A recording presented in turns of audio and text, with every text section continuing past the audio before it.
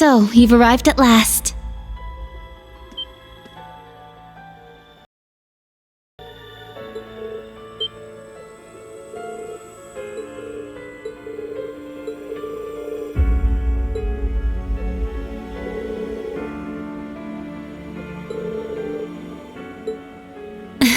Yes, it's good to see you all again.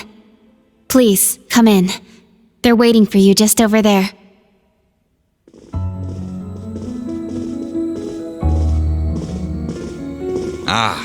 I'm glad you all finally made it. The church has decided this issue now merits the attention of the Congregation for the Sacraments. As such, the Archbishop and all the staff here have been moved to another location.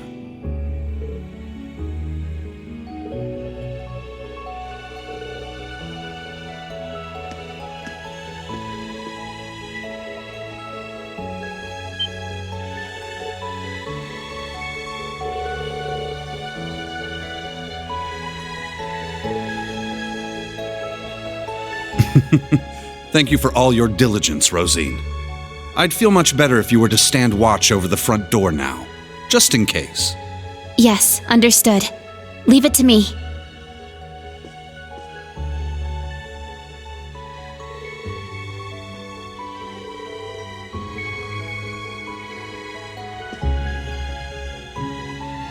Let me introduce you. This man is a member of the Gralsritter, a division of the Septian Church. He's the second in command, in fact. Thomas Lysander. He holds the seat of Second Dominion and is sometimes known by his title, the Partitioner.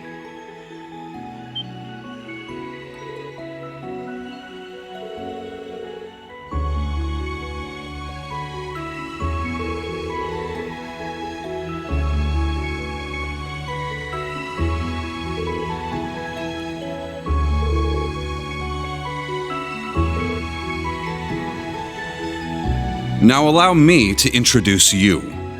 This man is one of the Gralsritter's 12 Dominion, the successor to the 8th Dominion, Gaius Warzel.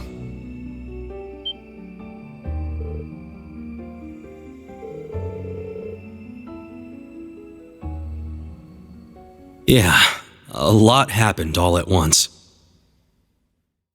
After graduating from Thors, I returned to Nord and began observing the struggle between Erebonia and Calvert. However, I began to feel something dark and sinister carried on the winds of the plateaus. I consulted my father and the chief, and eventually my old teacher, Father Barkhorn, came to visit. You might remember the name. He was the traveling priest we chased after during the Civil War. But it turns out, he was also the 8th Dominion of the Gralsritter, with the title the Roaring Lion. He was an extremely skilled knight who investigated the Salt Pale in Northumbria and trained Brigadier General Bardius. Apparently, he was worried and came to Nord to check up on me. He explained to me that what I had been sensing was called the Gale of Ruin. I'm not sure why I'm able to sense it. Maybe it's because I'm a descendant of those who fought alongside the Lionheart Emperor. I mentioned this to him and he came to a realization. But then it happened. A Calvardian ship that broke past the 7th Armored Division attacked my village. My father was away at the time. I fought back in an attempt to protect my family, but it was no use. Right as I prepared myself for death, my teacher threw his huge body in the way to protect me. And as he lay there dying, he passed his stigma onto me. Across the nearly 1,000-year history of the Gralsritter, its highest-ranking members have each borne one of 12 sacred markings. This was one of those markings.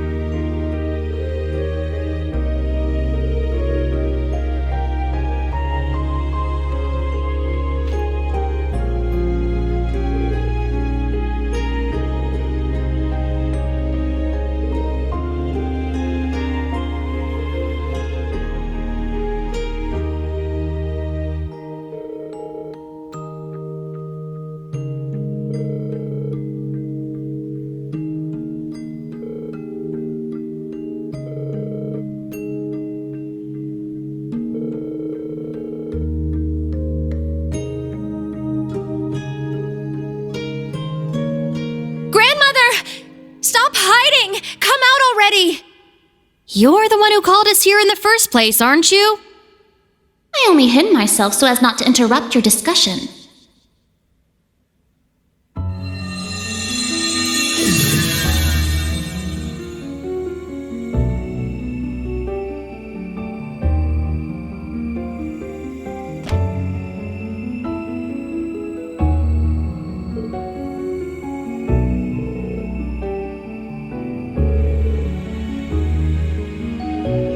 Indeed. But you may simply call me Rose. I had you all gather here for one reason. To explain to you the background between the Hexen clan and the church.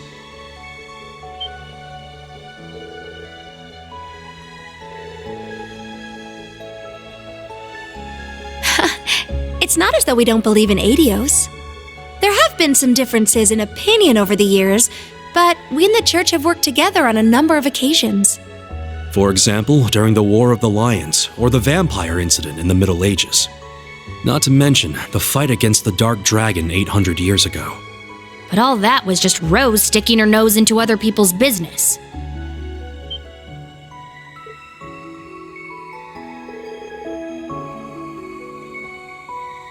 Legend has it, Emperor Dreikel's camp was once visited by a good witch. And the novel Red Moon Rose features a vampire hunter affiliated with the church who was, in truth, the true ancestor of the vampires. The woman you now see before you was both of these people, even if she looks a bit different.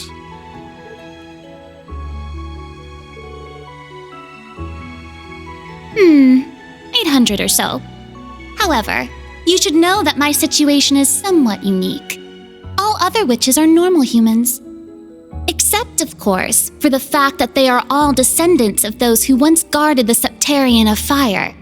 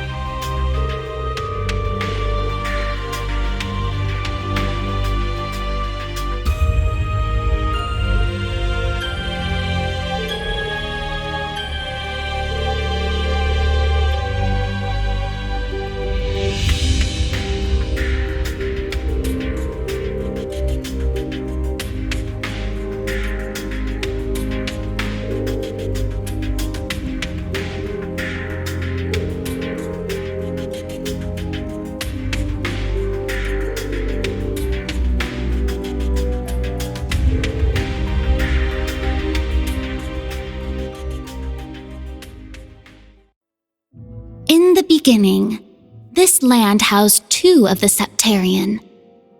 The Arc Rouge, Septarian of fire and wielder of fierce power.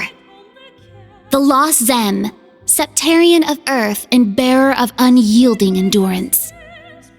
Each assumed the form of a colossal guardian and went about granting boons and performing miracles for its people. For a few centuries, the land of Erebonia prospered, but eventually, its people began to vie for power and control. The Septarians had always granted their people's wishes, but now their peoples each wished for the other's destruction. And so, the two colossi began fighting. Their battle ravaged the earth and split the sky, devastating the entire region. The humans tried to stop them, but it was in vain. The Septarians' fight continued 1,000 days, scorching the land black. When the battle ended at long last, it was a tie. Exhausting their power in one final strike, the two Septarian were blown away, left as nothing but empty shells. Yet the tale did not end there. The power expelled by each Septarian collided and became one, resulting in the creation of an entirely new entity. The Great One, the Septarian of Steel. It was an existence created from the union of fire and earth. It was beyond anything else in this realm. It was the ultimate source of power. Though things seemed fine at first, the survivors of the war soon realized the eternal conflict within it. They knew this conflict would cause it to grow ever more unstable, and that it was not something that could be handled by mankind. With the Holy Beast's assistance, the kins of fire and earth joined together to see the Great One sealed away. However, each of their attempts ended in failure. Left with no other options, they resorted to their final plan. The Great One would remain whole in the higher plane, yet its physical incarnation in this world split into numerous shards. It was this final gambit that saw disaster averted. Indeed, their combined efforts bore fruit. The kin of Earth created 7 vessels, while the kin of Fire split the Great One's power and infused each vessel with a part of it. 7 dolls in the form of knights, each bearing the Great One's power, the Divine Knights.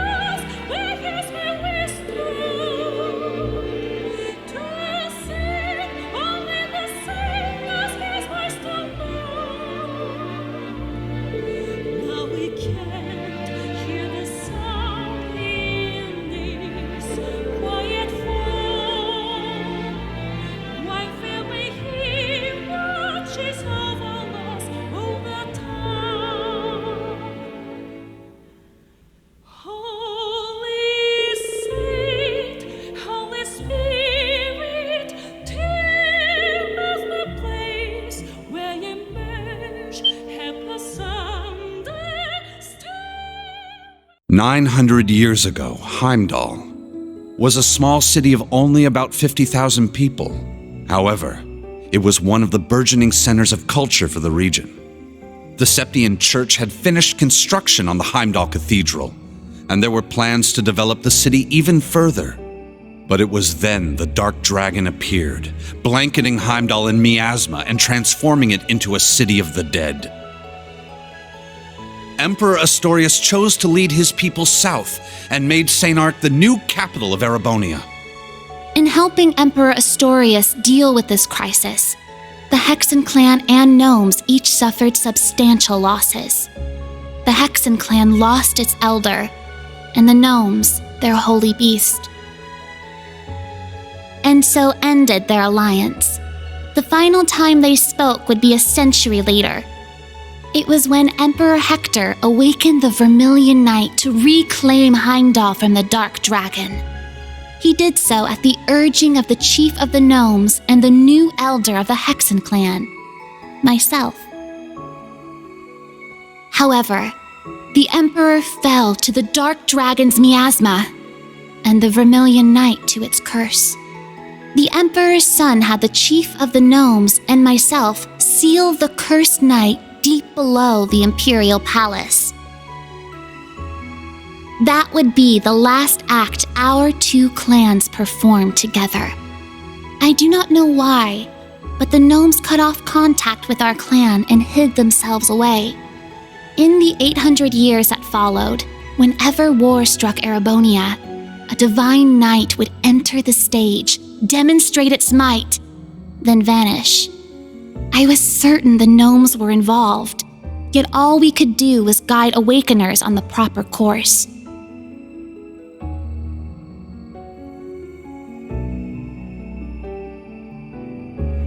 This unending pattern reached its most fevered peak 250 years ago during the War of the Lions. The false Emperor Orthros unearthed the cursed Vermilion Knight, and a mercenary under Prince Lucius' employ awakened the Palatinate Knight. Prince Dreichels found the Ashen Knight, and Liane the Argent Knight. The four awakened at once, made for a grand war indeed.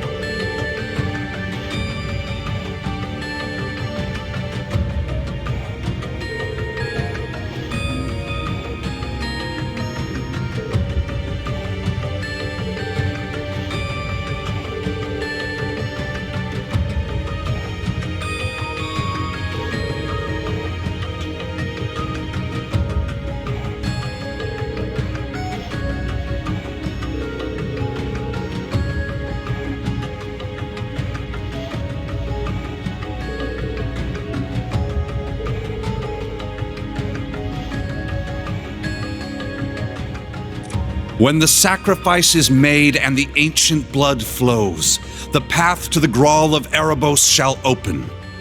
When the tainted holy beast is pierced by the blade of World's End, and its blood fills the Grawl, the great twilight shall fall upon the land.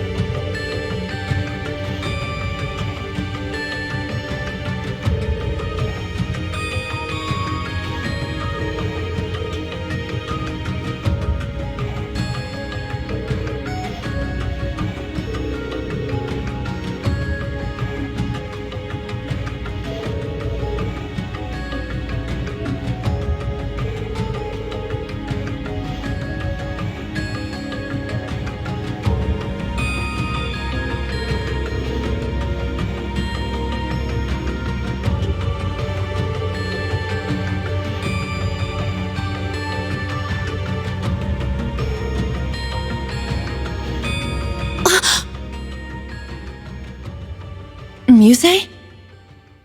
Is something the matter? Oh? You realize something? Right now, we need any straw we can grasp at. Anything at all could help, no matter how small. Yes, you're right. That term, Originator Zero. Could that be OZ, perhaps? That's what the Black Workshop called Millium and Altina. They're model numbers. OZ. What are you talking about? So you finally made it. That voice! Vita! Ah, so the prodigal granddaughter returns.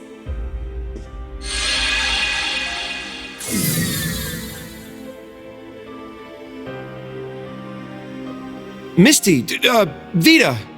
I heard you had been acting on your own. Nice to see you again, Grandmother. Emma, Celine, and Class 7, too. And thank you for mediating, Mr. Lysander. Oh, don't even mention it. It always breaks my heart to see a family torn apart so. Vita! Why? You really don't plan on ever coming back, do you? That's correct. As I said before, my allegiance will forever lie with the Grandmaster. I can't return to you and Grandmother. I can never go back to the way I used to be. Just like the Steel Maiden. Seriously. Seriously, who even is this Grandmaster person? I have no clue. But it is clear she is quite taken with them. So do tell, Vita. If you have not decided to return to us, why show yourself now? Has Ouroboros finally decided upon its course of action? Yes. After our experiments with the 3 ions, the 6 other Anguis came to a unanimous decision. They decided to ignore my warning. They will work with the Chancellor and the Gnomes to bring about the Great Twilight, completing the Phantasmal Blaze plan.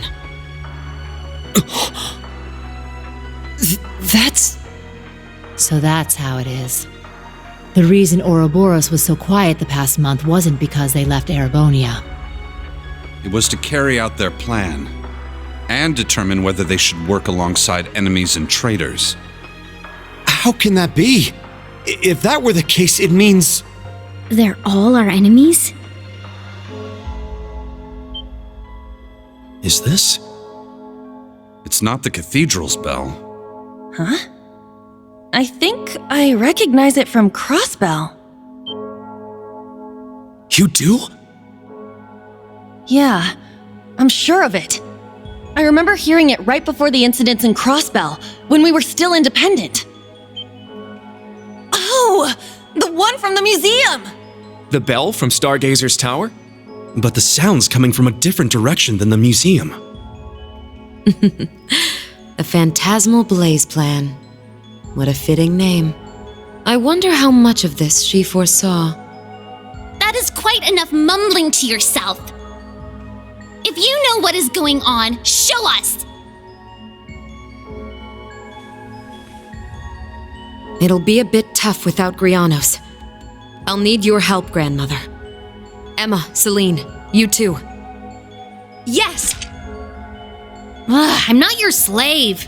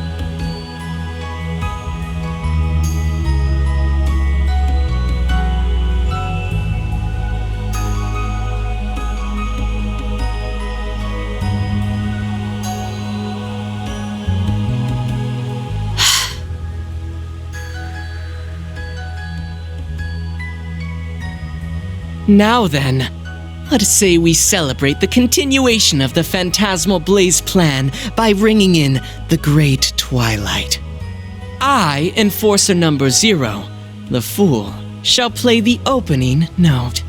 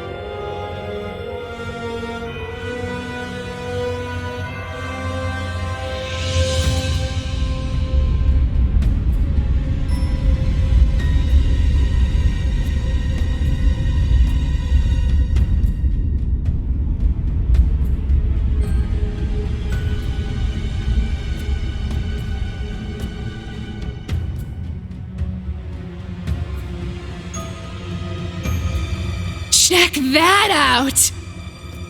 Huh. Sure is something. Well, how about that? So, the beginning of the end, is it? Deja vu. The Graal of Erebos. Just as the Black Records foretold. The crypt where the great power will be reborn. Reen. Eustace. Couldn't have guessed this is how my day would turn out when I woke up this morning. Let us begin. It is time. Chief of the Gnomes and head of the workshop, show me the way, Black Alberic.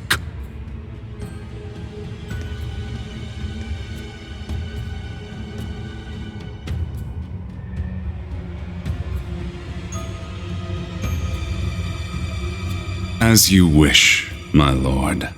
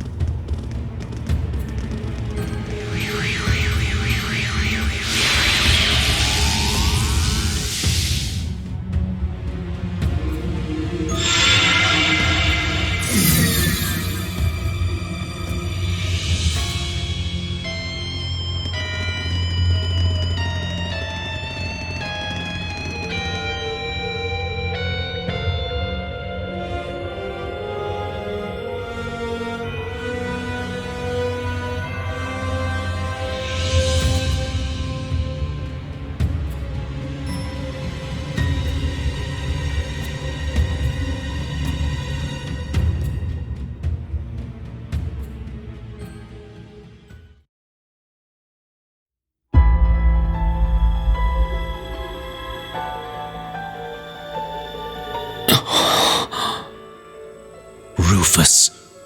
Millium. Was that Allie? Yes. But why? Boss, Zeno, and Leo. Azure Siegfried. And that guy in the lab coat. Isn't that... The blazing demon and the fool were there as well. So that's the maiden. Why?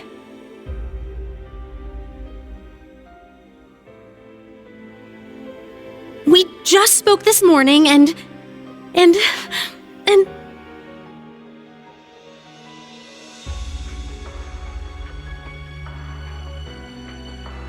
What's going on?! Lisa. That man's name was Lumen or something like that, right? His hair looked different. Franz Lumen, the first disciple of G. Schmidt and the deceased husband of the Reinford Group's chairman, also known as Franz Reinford. Ah, so he has been lurking in the shadows these past 20 years. Yes. Perhaps for the sake of working with the Chancellor to engineer this very moment. Elisa! Snap out of it! Now's not the time! As a bracer, I can't just sit here and let them pull off whatever that Twilight crap is they're planning. How about all of you? She's right. We can't stop here. We gathered together to do whatever we could to help. Our goal remains unchanged. Yep, true. Elisa, let's go. Yeah. Well, Vita, what will you do now? Well, I'd like to charge in there alongside the rest of you, mostly out of spite. Unfortunately, I suspect things won't be quite that easy. What do you... Something's... There's a turbulent swirl in the mana.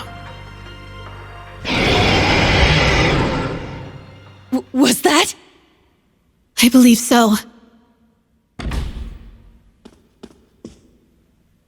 Sir Lysander, Sir Gaius, cryptids and magic knights have appeared all over the city.